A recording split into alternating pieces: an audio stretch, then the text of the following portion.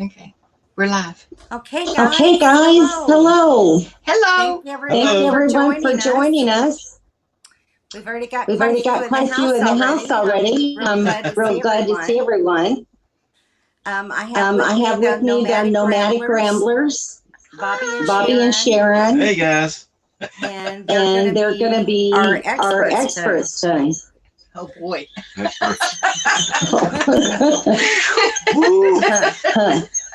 I've got quite a few people in the house.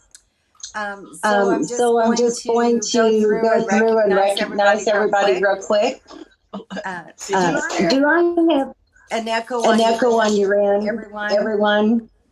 What's the audio sound like? Because I have an echo here. We're good. You have an echo. And I've turned everything off. Uh-oh. I can't. I don't know. Can't figure it out. How about us? Okay. So first in the house tonight was Business Journey. Thanks for coming in. And new friend. Totally relaxed. I've been enjoying your videos today. So I've got lots more to watch though. And then let's see who else. We have Hitch Up and Toes here. Hello. Good morning.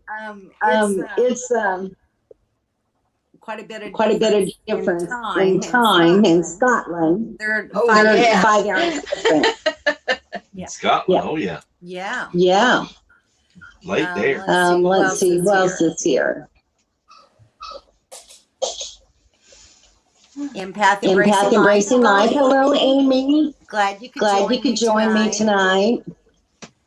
And here's Roy and Becky's Travels. We've been just kind of following everybody today.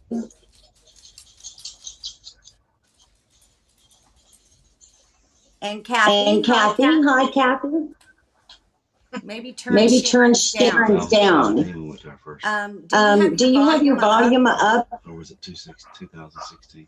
Sharon, could you turn your volume down a little bit, maybe?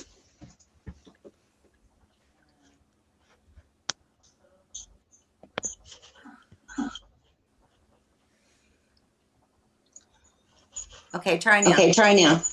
No, it's not. I think it's me. I'm not sure why. How's that? Oh, see, we can't hear her. They're hearing it. I think it's on my end. But I don't have any other windows open.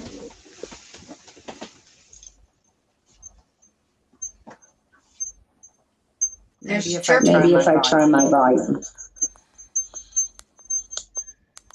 Okay, I'm going to turn the mic off for a minute and then turn it back on.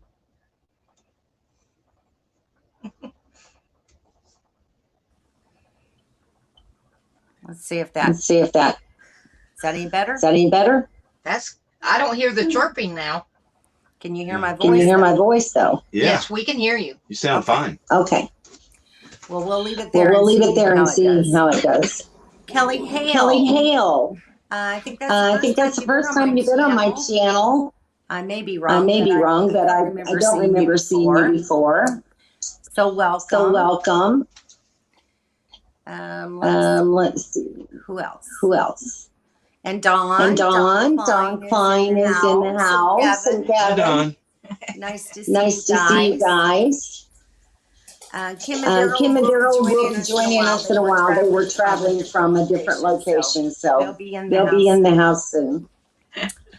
Okay, well, we're going to go ahead and get started with our topics so that we can hopefully cover quite a bit. I've asked the Ramblers to share with us just a little bit about their first boondocking experience. So we can kind of get a start from it there. And we'll be talking about all different aspects of boondocking life and what you need, where you go, safety concerns, all those kinds of things. All right, so Bobby and Sharon, if you'll get us started. Okay. Well, we know that everyone boondocking such a area, but we'll just kind of streamline our first really boondocking experience, and that was in Arizona, going to our first RTR, and in 2017. Exactly. Yes. And it was pretty neat. We'd never done nothing like that. And we're gonna go to Arizona. Now, we did some stops on the way, but we mostly stopped in parks on the way. We didn't understand all the concepts of boondocking, what it was, just to be out there. And we knew we had to have extra water and stuff. So, but it was quite a learning curve. And of course, we get there and there's people showing up, and you look at the trucks and they're bringing their own water and they're bringing their own porta potties. And we were just like, well, okay, then we're in the right spot. Yeah, So and we fell in love with it from there. And it was a little tough at first, understanding the concept and not having all the features that we actually really needed to. And we were learning from other people at that time. Yeah. I would ask everybody, well, what's that tin up behind your rig for? Well, that's my outside potty.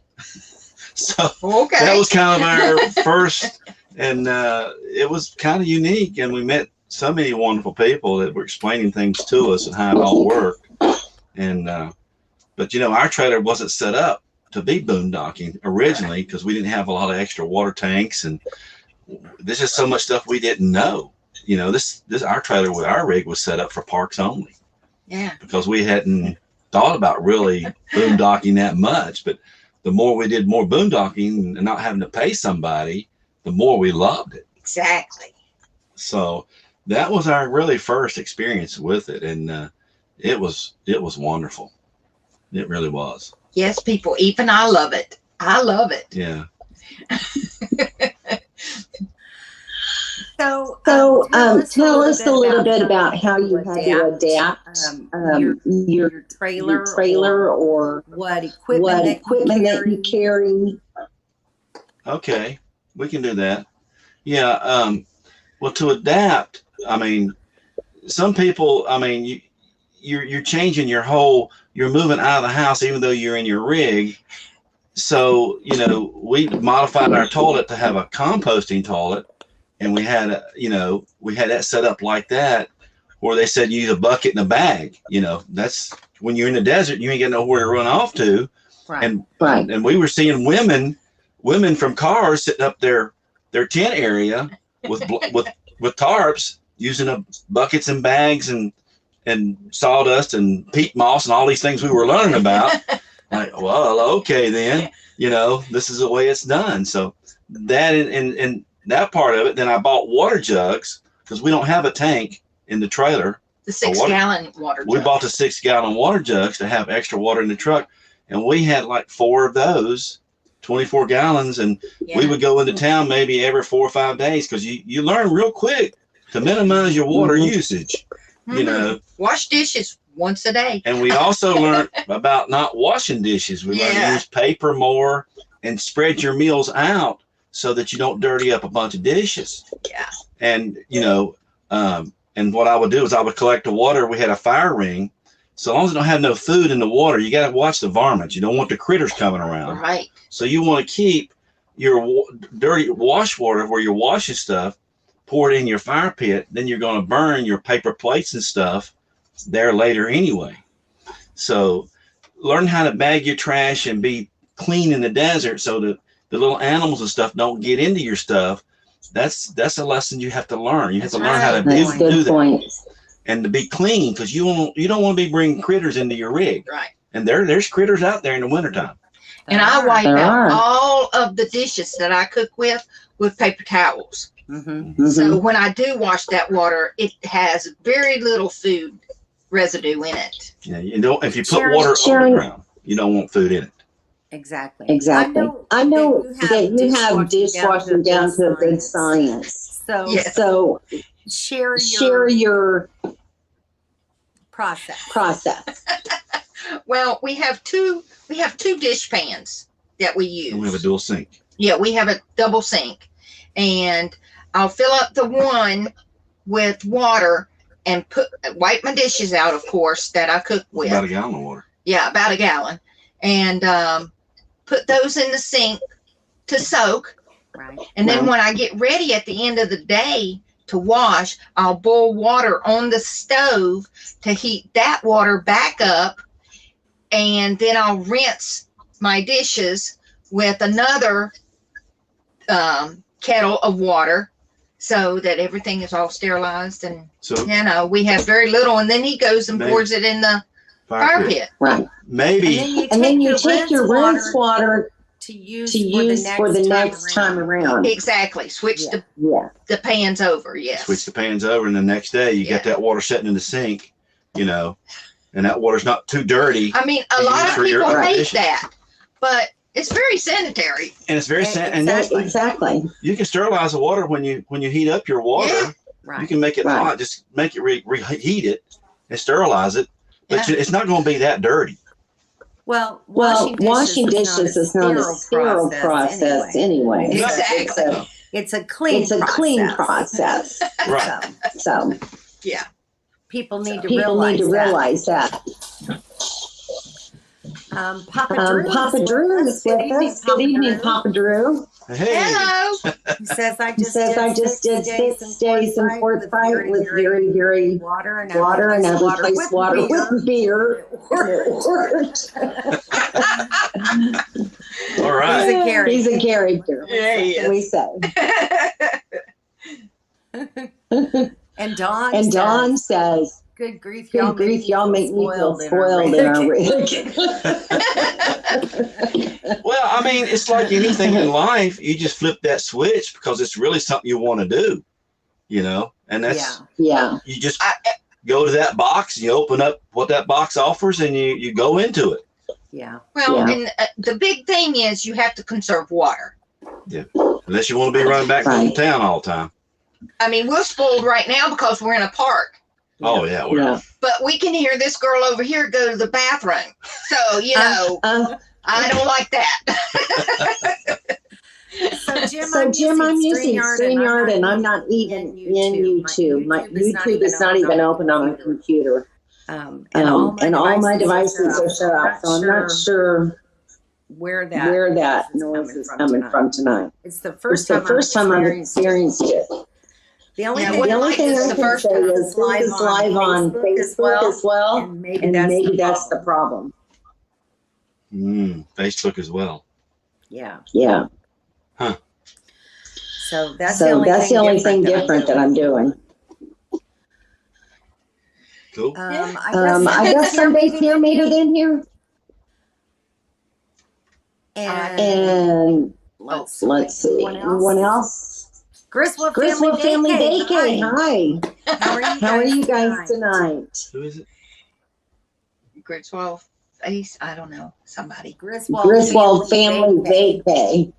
Oh, the Griswold family. Yeah. All Yeah. right. I guess I guess we should ask to see their Christmas lights. Yeah, buddy. Okay. Okay, let's talk a little bit now about finding sites. Share your process, Mr. Bobby. Ooh. Well, there's several things that I use, and I've gained so much experience now. It's really very helpful. I would say you need the state maps of recreation and stuff like that you can get off of the internet. And I use benchmarks. the benchmark map set. And it has all the recreational areas in these states, the elevations, the tropical geography of the states, very detailed about the roads and everything. Those maps are awesome. Yes. Those maps, I would say, if anybody gonna do what we do, and Shirley's witness to this, because she got me a very nice Montana map, and I do appreciate that, and it's very helpful. That's one of the key things, is getting the right information. You just can't rely on your phone. Well, because sometimes where the places we go, you do not have Wi-Fi. Yeah, you don't have Wi-Fi. So, and also this year I bought me a Garmin, so I'll have satellite link up, and that's helpful when you're looking for roads. The Garmin is pretty daggone good because you have a signal when you get out where there isn't any phone signal. So those two things help you a lot. And the other thing I would say too is, you know, because a lot of us know about Campendium. That's one of the big hitters. And what's freecampsites.net. Freecampsites.net. And Free Roam. And Free Roam. And these are the ones we gather information on, plus what we learn from people that we camped around. That's your biggest resource right there, because you spend a lot of energy learning about places, but it's good if somebody's been there and they can really tell you the details about it. Exactly. That's a very good thing. Yeah. So in our community, I suggest we all have those friends. Like we try to be friends to people, and people are friends to us and tell us really cool places to go. And a lot of these places you go, you don't want to be without amenities, because we're older now. We enjoy a few amenities, but we want to be in the beauty of nature and be out a kind of a way. And we found some just awesome places by having that concept about it. And what really was one of the greatest places we went this year was Stanley, Idaho. Oh, for sure. That was just blow us out of the water. We were so blown away by that. It was just unbelievable. And we even had internet. Yeah. So we were extensively happy. But sometimes you don't get it all. Understand that. Depends on how far out there you want to go. Exactly. And there are some places the population don't support it. But I think with new things coming, the new satellite hookups and stuff are coming, then those prices will come down for that kind of stuff. It'll make our lifestyle even more enjoyable, because nobody wants to be. Now, there are some people that are out there. We've been into places, man, where'd that car come from? Right. And we walked around a couple miles, we didn't see nobody. But some of these places you get back out in the wilderness, they don't go just for 5 or 10 miles.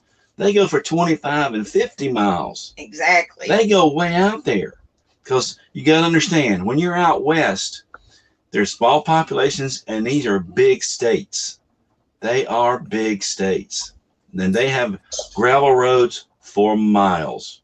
So you got to keep this stuff in your mind too. And some of those are not great gravel roads. Yeah, so you got to, you got to kind of learn some of that kind of stuff. But you won't, no matter how much I were to talk to you, you've got to learn some of it yourself. Yeah. And you got to know where you're getting your information from. Well, you have to experience so you can know if that's exactly how you want to go. Right. Yeah. But like, we're all headed to the Quartzsite, and I think that's a good starting point for anybody that wants to boondock and learn how to do it and be out here. Quartzsite is awesome. It is awesome. It is awesome. And having those amenities handy. So helpful. Exactly. Mm-hmm. Yeah. Also, I use Allstays. Do you guys use we have Allstays. Yeah. Yep. Allstays is another good one. Yeah. Yeah. So some days here. Oh, Kilimanjaro. We love our RV GPS. And they're saying hello to Griswold family. Hey, Kay. Thanks for coming in, guys. Okay. Talk a little bit about safety while boondocking. He's got a shovel.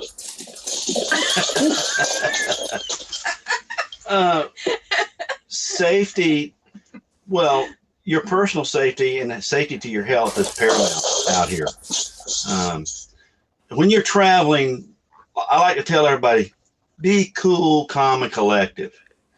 Don't try to travel through these major cities and areas when the traffic's at its peak. We try to avoid that as much as possible, because, when you're pulling a rig and you have all this stuff on your plate to deal with, yes, and you got all this traffic around these big major hubs, I would try to go around them as much as I could. And sometimes we know it can't be helped. We have a point we have to reach, so we've got to use them. And that's one of the big safety things. I always drive under the speed limit, and I won't drive out in the left lane. A lot of people will tie those lanes up. You want to be in the right lane, maybe one lane up. If it's a 6-lane road, one lane over, because it's heavy congestion, and you're constantly having to hit your brakes as people are coming off the ramps, because a lot of people don't know how to get on a ramp. Right. get off the ramp onto the interstate. They want to get up beside you and expect you to move your rig over. So if I can get over one lane away from that, that's where I'll ride around a major city. Just being safe, make sure, cut your lights on and drive at the speed limit or a little bit under. Let them fly around you. Let them go nuts. And don't lose your cool if people are flipping your bird because you can't get over or whatnot and whatnot. I said, okay, same deck to you. Bless your heart. Well, and the other thing is we do not like to travel when it's windy. If the wind is over 30. Yeah. We don't like messing with it. Like when we were traveling from Lake Meredith with Kim and Daryl down to Lollapalooza, the winds were getting kind of heavy and I could see them moving Daryl around, but they were still under 30 miles an hour, believe it or not. But Daryl and both of us know if it would have got windy, we'd have stopped. Him and I had that understanding. So if you're by yourself, have that understanding. Don't be scared to look yourself in the mirror. I got to find a place to pull over. Pull into the wind and wait for it to subside. We had that experience. Well, we've had that experience. We did a video on it in the middle of the night. But you have to take action. You cannot say, hey, I'll go on 10 more miles and I'll do this and I'll do that, because you got to be careful. So me and Daryl were checking with each other on our trip down to make sure we were both comfortable with dealing with this wind, you know. Yeah. And these things and the weather, you have to understand the weather you're dealing with. Everybody thinks, oh, I'm gonna get out here and grab this RV and take off flying down the road. It don't work always that simple. You got to be planning ahead. We've delayed trips. We've stopped. It was a week later before we moved. Shirley, you know as well, and Daryl and them know. When were we going to leave Yuma? Well, wait a minute. It's so windy, we can't get up the road. So you have to make some reasonable, go with your gut. Of course, if a hurricane is coming, get in your rig and get out of town.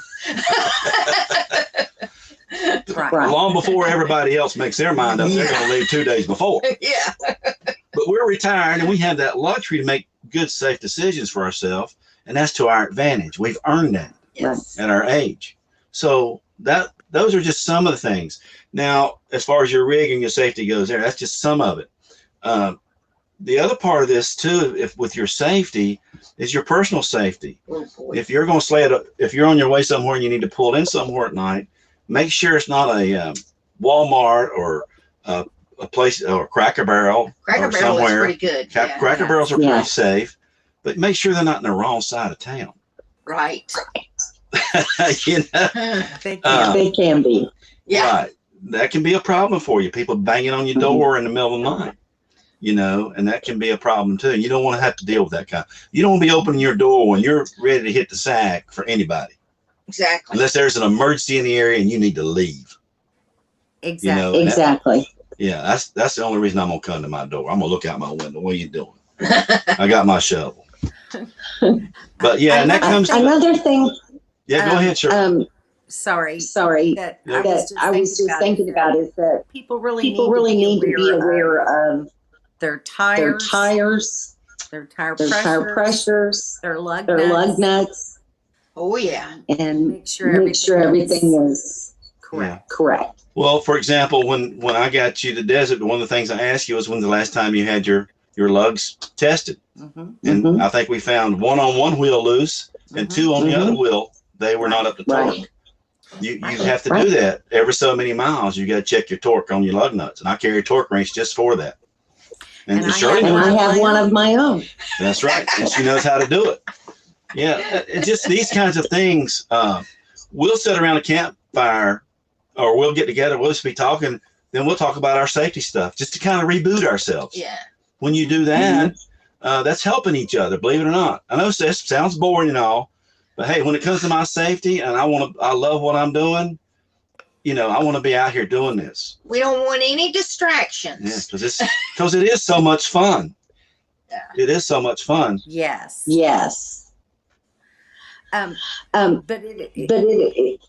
I just want everyone to know how much you guys have really helped me, teaching me all these little safety factors and tips and tricks that I needed to know.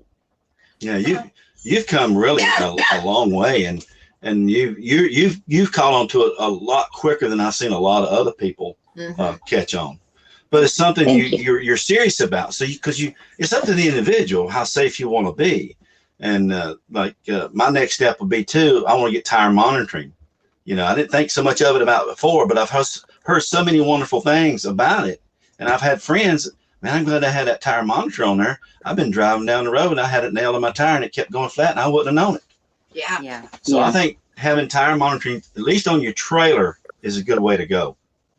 Right. So Sue was saying we had a blowout on our road trek driving home from Daytona.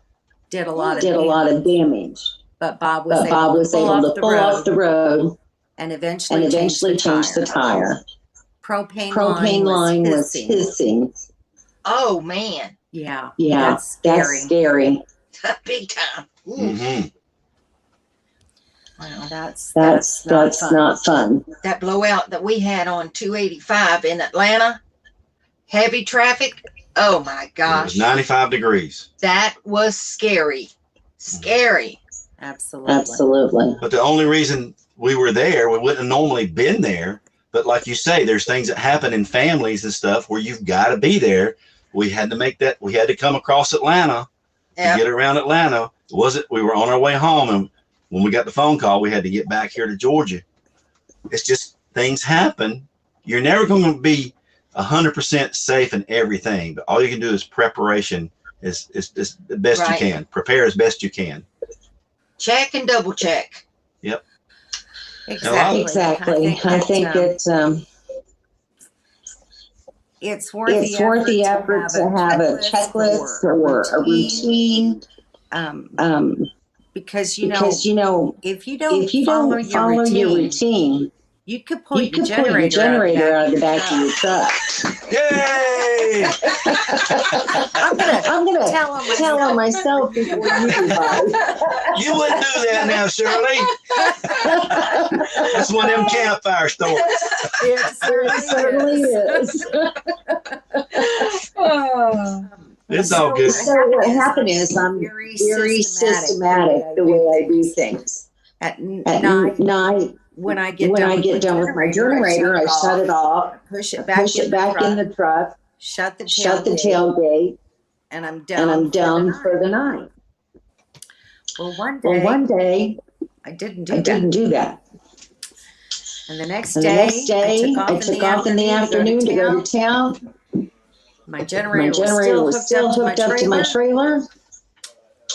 And I pulled the stupid thing out of the back of the truck as I was driving off. Yeah, we tried to stop her. Yeah. It's the first, we call it the flying predator. Yeah.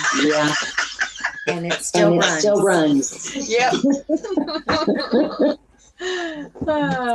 So be careful when you follow a routine. You better make sure you follow it every single time. Yeah.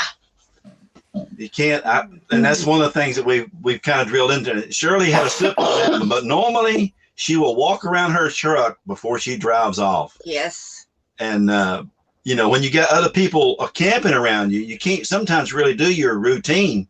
Because Shirley, when we were out there and people were coming, she says, I better move my dog, my little doggy. What's those things you put them in the ground? The little doggy hooks. Yeah.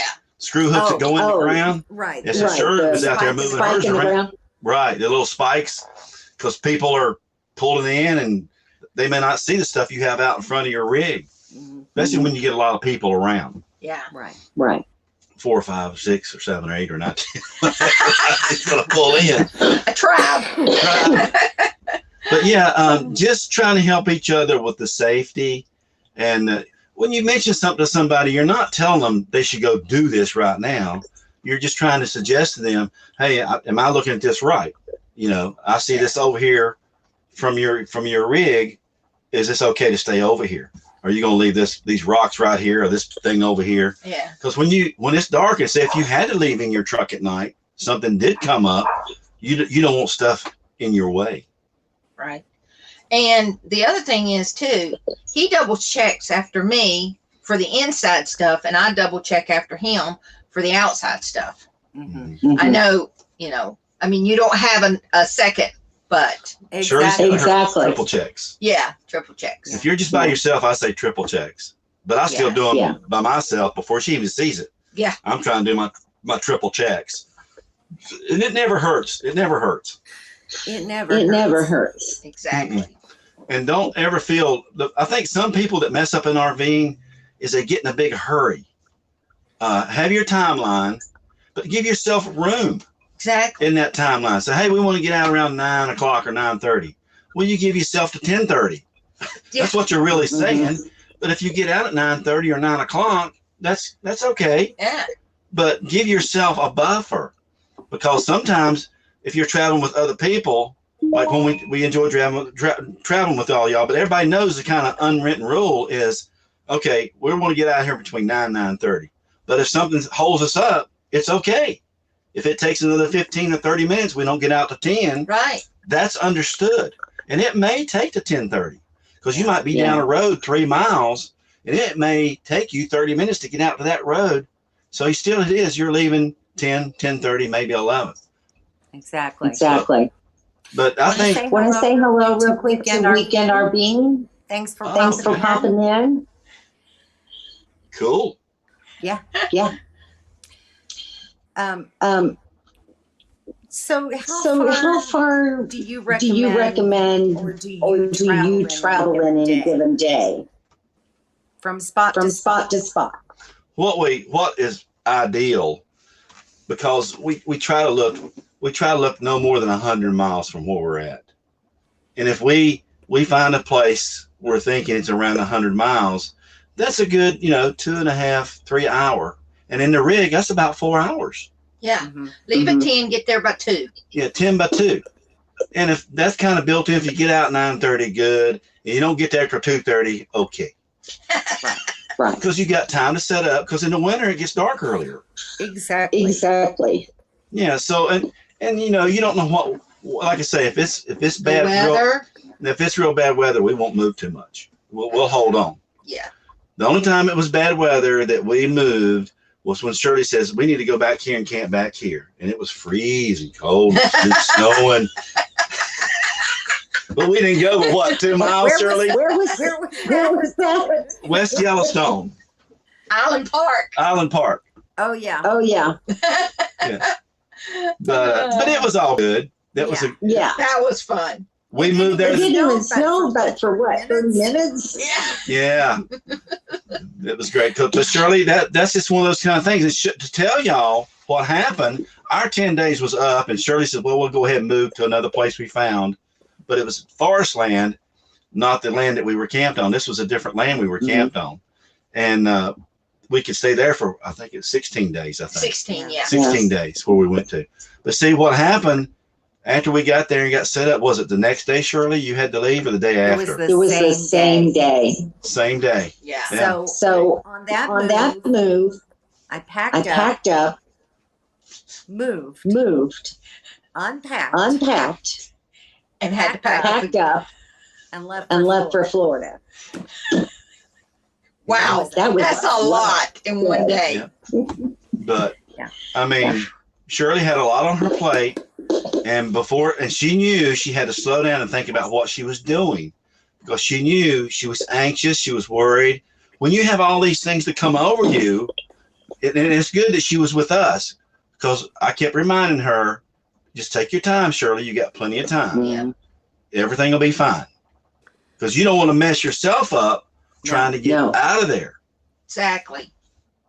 Well, it took me 6 days to get home. But hey, everything at least he was still in the hospital during those 6 days. And I had plenty of time to make it before he got home. Yeah. Exactly. But Shirley handled that so well. I thought she'd be home in 2 days. But that's a tribute to her and people like her, just like we would do. There's no different. It would have took me 6 days to get back here too, Shirley, because I'm gonna say, I'm gonna be safe first. Exactly. If you can't be safe to where you're going, then don't go. Right. You're no good to anybody. I'm towing my house behind me. That's right. That's it. That's right. And if I tried to do it fast and end up hurting myself, who am I Who am I helping? Exactly. Right. Yeah. So you do what you do gotta what you do. gotta do. Yeah. But then But if you do have an accident, you know, you've got to figure out how am I going to get the repairs done? Do I have someone that will come and tow the truck? Do you have insurance to take care of that? What do you guys use? I have AAA, but it's not real good, I hear. Well, we just got our new one through Escapees, and it seems to be awesome. I'm fixing to use it because they got me a discount on a rental car. I'm gonna have a rental car, mid-sized SUV, for 5 days for $270, unlimited mileage. Wow, that's taxes and everything. I've already got it reserved. They reserved it for me. I went through my promo code on my traveler's insurance, and they will tow my truck. They'll tow my camper, whatever it takes. They'll tow both of them to get me to safety to a campground. Wow. Wow. Pretty good, yeah. And they'll tow my truck to the garage or the trailer to a garage, whichever has to be done. I need to get that done before I leave. But it's through Motor Coach. Hang on a minute. Isn't it Coach Net? I think it's Coach Net. I think it's Coach Net. It's highly recommended. It's 5-star with Escapees members. And I'm fixing to try to use it, so I'll tell you all about it. I think I have Coach Net actually when I bought my Airstream. I think so too. That's a common thing with Airstreams. This is Escapees Club Roadside Assistance. That's what it says here, but it's through Motor Coach. I don't have the paperwork in here. It's out in the truck. I just keep it in the truck. That's where I'm going to use it from. Yeah. But I can get more information on that for you later. Okay. But I just got it. It was $110 for the year. And they'll come up to 100 feet off the road, and they'll come into an RV park or wherever there's good roads to get to you. Yes. So very good point, Vicki. Haste makes waste. That's it. Yeah. And I tried AAA, and AAA, we broke down out here before we ever had our rig. AAA couldn't even find us in Colorado. Yeah. So once you're west of the Mississippi, until you get all the way to the westy coast, AAA to me is missing their mark there. Wow.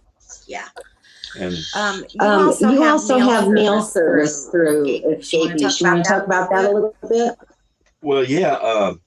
Escapees mail services runs me about $110 a year, $10 a month, and they just send it to me wherever I'm ever usually general first class. If I'm looking for a lot, I don't have a lot of mail, but I still like their program. If I do need something and I'm traveling, it's great when we're traveling, not knowing where we're going to be. And I get my mail sent to me at a post office like in Stanley. Closest to wherever we're boondocking. We were 20 miles away from town, and they got my mail in a couple of days from Texas, general delivery. So, just follow the local post. They're all a little different how they want to have it sent, but it's what they want. So I try to go in and be courteous and ask them, what do you want me to put on my forwarding service to tell them where to send my mail to? And usually we get it at the post office. Occasionally we'll use a private place where they offer like a mail service for $20 a month. We'll get it for 1 month. We're going to be in the area. And they also accept, now the postal service won't accept it unless you've got a box there, Prime and UPS and FedEx. Right. You can't get that stuff general delivery. But there's places around that you can get it through private company and people to get your parcels and postal stuff. And like in Quartzites, when we get out there, I've got a mailbox out there that I pay $75 a year for. Yeah. Because BMC, a mail service, because I get so much stuff. We order stuff over the internet, over Amazon, and we get it there. We might be ordering it in Yuma, and we're on our way up to Quartzsite, and we'll just stop in and pick it up. Because you can track it and it's only 95 miles away. Yeah, I'm gonna get a box there this year. Yeah, I like their service. It's pretty nice, and they're real friendly people. Yeah. You know, it works really good on the internet, and they've upgraded all their services. And they were not the problem this year with getting our packages. It was COVID. the COVID messed everything up. Yeah. We were always waiting on packages this year.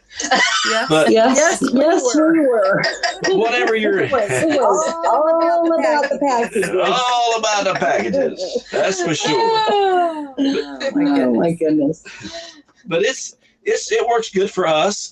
There's other mail services around. You don't have to join Escapees or anything like that. But I like Escapees. I like it because their organization does a lot for RVers. Well, and we don't have to depend on anybody else, like family members getting our mail, and then they have to go and mail it and all this. So this is much easier for us. Yeah, I did that last year. My kids were supposed to sort my mail.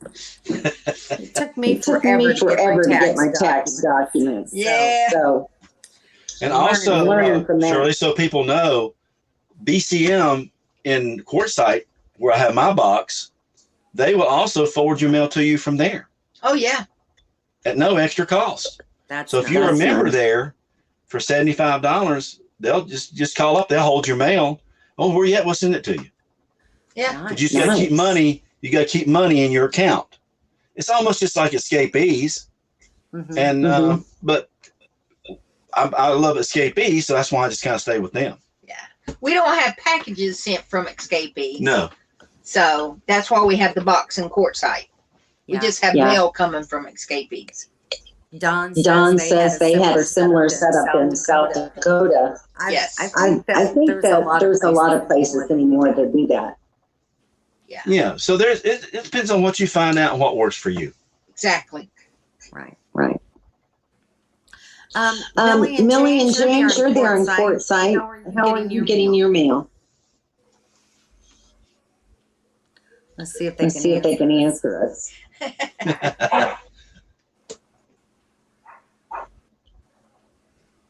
My dogs are outside. I gotta go let them in. So all right, children, you're on for a couple of seconds here. Talk about whatever boondocking thing you can think of. Okay. You want to talk about what we need as far, like Shirley, she has solar, but we don't have solar yet.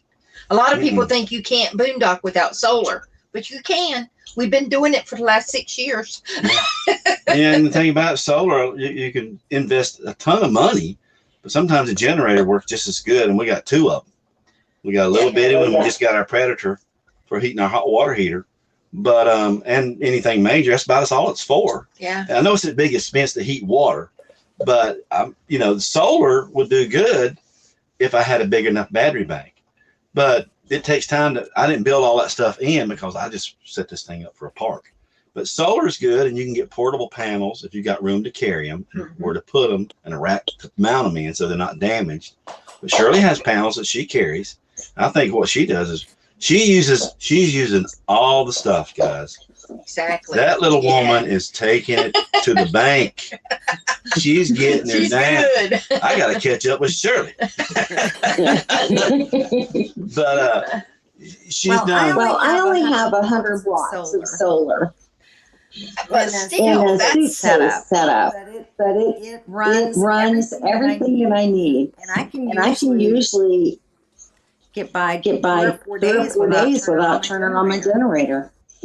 That's right. So even with her simple little system, once you get those batteries, and I think Shirley eventually is going to replace some of her batteries. Didn't you say you were looking on down the road to get you some lithium, maybe 2 lithium? Mm-hmm. Yeah, and that's going to improve the whole efficiency because you can draw on them a lot longer than you could the gel batteries and the lead acid. So those that you spend money for them, but boy, does it pay you back over giving you more comforts and more resources. And sorry, I've got some dogs going crazy. Oh, it's okay. And we also have a 60-gallon water bladder too. Right. Oh, and Shirley, I got my tank today. Did you good? Yes. Put it in. We got we'll have 30 gallons in the trailer hooked to a pump. So when we stop now, we can cut the water on with no problem. That's great. That's great. Oh, it's going to be real good. Yes, y'all. Vintage trailers didn't come with a whole bunch of stuff. And I didn't put it in there because, like I say, we set this up to go in a park, just plug in the water like you plug in the power. Yeah. But being for those who don't really know my setup, my small little Airstream only has a 23-gallon freshwater tank. Yes. So I've purchased a 46-gallon water tank to go in the bed of my truck. And this weekend, I'm gonna get the connections done on that, so I'll be ready. Sweet. Okay. Well, she pretty much knows what she needs to do. Mm-hmm. She kind of knows, like we had the other one set up. Like it's just, except she's going to hard tank over the bladder. Right. So she's still going to keep her. You're going to still keep the bladder, right, Shirley? I don't have a bladder. She never had. Oh, you never bought the bladder, did you? Right. Mm-mm. Yeah, I'm gonna use the bladder and the hard tank that I get later on. Plus, that's 30 gallons in Plus here. the 30 gallons here. So we'll have 140 gallons? Roughly 140 gallons. Why don't you have a big truck bed? Well, right, you don't. You'll be, but you're still gonna be pretty good. Yeah. You're gonna have what? Almost 90 gallons. Yeah. That's awesome. So that's one person, you see. That's one person. See, right. I got little Queenie over here. What? I gotta wash my hair. Hey, we have to do that. But it's all good. Okay. Kim and Daryl said they just bought 3 solar panels. Woohoo! All right. Is he gonna mount them to the roof? Dawn says you don't need solar. You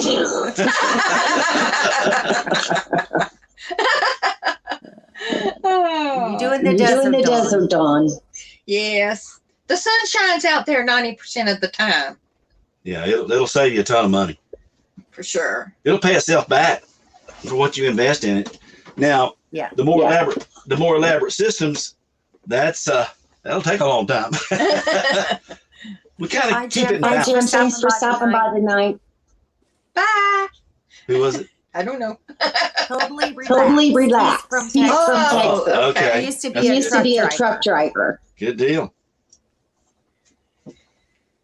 I'm just trying to look at the comments for a minute. Weekend RV has a 90-gallon tank. And there's two of them. So does that last you about 2 weeks? Some of these big rigs, boy, they have a lot. Yeah. Some big tanks. Yeah. It's incredible sometimes. Yeah. Well, out there in Quartzsite, you'll see people have 2 50-gallon drums of water up on the back of their trucks, taken back to their campsite. They might fill up like that with once a month. Yeah. Come over and they'll come early in the morning, not to create a long line, and they'll fill up them. They'll take 100, 200 gallons of water back to their camp. Right. Yeah. And those are the people that build the deck around the RV. And fence around their side. Us, we're not into all that. We want to be able to kind of move. Yeah. We get bored with a place and go somewhere and see some sights. Exactly. Yeah. We're not going to stay in one spot for 7 months. This is killing us being right here. No, this is killing us. This is hard to do. It's killing me too. Let me tell you. I'm ready to head for Arizona. Yeah. People that don't see boondocking in all kinds of fashions. You see people out there in tents, cars, in cars, minivans, homemade campers. Yeah. Mm-hmm. Homemade campers on the back of their trucks. Yeah. Look like vintage trailers. Vintage trailers. Exactly. Airstreams. Anyone can do it. You just have to figure out your system. I mean, there's $300,000, $400,000, $500,000 rigs that boondock. $1 million rigs out there. Bring their Jaguars and everything else and put their big garages up with tents. Whatever. Hey, whatever, more power to you. That's it. We just do it kind of simple because we like to free fly. We don't make plans to go anywhere. The plans come before us, and we say, well, we want to do that or we want to do that. That's it. Exactly. I prefer the way we do it. Yeah, it's more fun. Somebody wants to leave, they can leave, and you catch up with them later. Right. Oh, we did that a lot this past year. We did that a lot this past year. Friends come by, you see them, hello, they're on their way somewhere else. All right, we'll see you later. Exactly. That's the awesome thing about all this. That's the beauty of it. There is no hard schedule you have to adhere to. You can only do that when you want to do that. Yeah. So that's what we love about it. It's total freedom. Yeah. Did I lose my echo? No. I don't know. I don't. It was too bad. This is going to drive me crazy. I got to figure this out. Well, we got about 10 minutes left. Do you guys have any more words of wisdom or stories you'd like to tell? Some of our favorite boondocking spots this past year. Yes. Favorite boondocking spots. Well, Idaho had a bunch. We won't get to Idaho yet. Arizona's a good start for anybody, but being in Utah and Idaho kind of spoiled me because Arizona has so much red, dusty dirt, and when the wind blows, it gets everywhere. Oh, Shirley, you just love Flagstaff now. It's great there. Walnut Canyon. But and of course our other friends there, some days here, Kim and Daryl, they love what? The dark black soil over there on the other side by the volcano. The cinders. There are some drawbacks. It's never going to be perfect like anything, but it is free and it is enjoyable. And you ain't got to pay somebody to be there. But the other thing is, I think Utah really surprised us this year. We knew that it was going to be great. We didn't know how great it was going to be from what we found in Utah. Yeah. It blew our minds. Panguitch Lake was gorgeous. Panguitch Lake was just beautiful. If you can, and we camped right across from the lake for free on Forest Service land. Out from Bryce Canyon. Right out from Bryce Canyon. That was awesome. Shirley was there. We want to go back there. There's so much to explore and do there. Golly. I'm going to tell you, my favorite place, though, this whole year was Red Lodge, Montana. Oh, my gosh. Just drop dead gorgeous. That last place was just right on the water, and it snowed on us, too. It was just, everything about it was great. And I'll tell you what, little town. Fish Lake in Utah. Oh, that was good too. We didn't have internet there though. That was almost 9,000 feet, and we camped on the lower river before we got to the top, 20 miles up the top. Loa. We camped at Loa, Utah. Nice little town, real friendly folks. Love that place.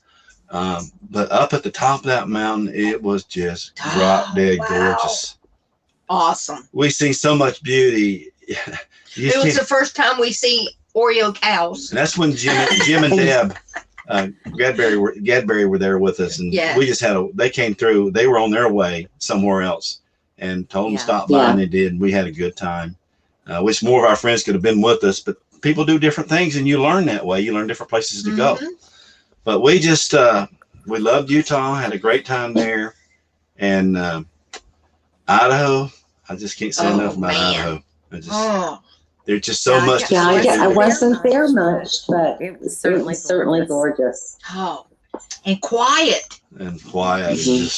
Just you just want to sit by the river and watch the Salmon River run right by there. It's just beautiful. And Montana, of course, Montana's so big, we're still discovering it, but you can't take anything from it. I know, it's like we only seen a little tiny. We just scratched a little bit of Montana. And Red Lodge, Montana is definitely one in our. And Montana's huge. It'll take us years to learn Montana. It's so much to see up there, and that's some of it. And a majority of that. And Park Island was just tremendous. The camping around there. Island Park. Yeah, Island Park. That's what I meant to say. It was just tremendous with what it offered us for free. just unbelievable. Yeah. And after you left, we found some other great boondocking spots too. Wow. Yeah. Oh yeah. Well, what we had was really great. It was. It was great. And I just, you know, it's just amazing me. It's just what's there if you just look around. And well, people think you have to go out into the middle of nowhere to boondock, but really it's not like that at all. Most of the time we're within 10 miles of shopping. So, I mean, a lot of times it's less than that. And you feel like you're in the wilderness. Yeah, but these are small. These are small town areas too. So yeah, you know, there's nothing wrong with that. I like spending money in small towns. That's it. That's what keeps them going. Is people like us. Absolutely. Yeah. So. But we're looking forward to 2021. I mean, 2020's had its ups and downs. Let's make sure that thing goes back there. Everyone can get through the rest of this year, be safe, and be prepared for next year. Yeah. We'll go out and Lord gives us another one. We'll do another year. Exactly. Oh, yeah. Exactly. Sure. And January 1st. Woohoo! God willing. That's it. That right around the corner. Rolling down the highway. Yep. So that's about it. It might only take 4 days to get there. She said, "I'm gonna be out there 4 days." Oh, Shirley, let me ask you one thing. Did you get your tire situation situated on the trailer? I had those looked at by the people that do all my work here, and they say right now they're fine. I've still got a lot of tread left. Okay. So yeah, I'm going with that. Okay. I have tread left too, but I'm changing out. All mine are going to be new. No more China bombs. Yeah. Well, I've got Goodyear Endurance, and she's got them too. Yeah. She just had that one that messed up on her. Yeah. I've had some extra expenses with coming back and getting ready to go, and oh yeah, my son out of work and not paying his rent. Oh yeah. He's doing better. He is doing better. He's putting weight now on his left leg, and doing physical therapy 3 times a week. So I'm hoping. How's his hand? It's good. He can move it, but it's still really tender. So it'll take a little while. He's got some work to do yet. Gotcha. Yeah. Well, we were thrilled to death that he did not have to have surgery. Yeah. Get my strength back now. That's great. Dodged a bullet. Amen. Yeah, man. We're getting ready. But just, you know, those kind of things you think about, and you try to share the way you're thinking about your safety with the other people. That's what we're about out here. Yeah. Right. And a lot of people looked at some of our videos and said, "Oh my gosh, that's too remote for me." But really, it's not. We just like it quiet, and we like nature. Well, in Red Lodge, we were only 8 miles out of town. Yeah. And the drive going in was gorgeous. Yeah. So, hey, you know, we went into town and had barbecue one evening, no problem. Yeah. But it was snowing when we left. When we got downtown, it was nice and sunny. Yeah. 6 miles. Who would have thought? Yeah. But the 6 miles was in elevation. Hang on a minute. What'd you say? I said you never know sometimes. No, you never know. You never know, because the elevation is 1,000-foot drop, because the town of Red Lodge is at 5,000, and where we camped was like 6,400, 8 miles away. Such a big difference. Yes. Best boondocking places are with great friends. That's it. Yeah. Surely. Do you see that comment? We can't see it. It's too small. Shirley's favorite place is Uppenburg. At what? Shirley's favorite place is Uppenburg. Oh, Uppenburg!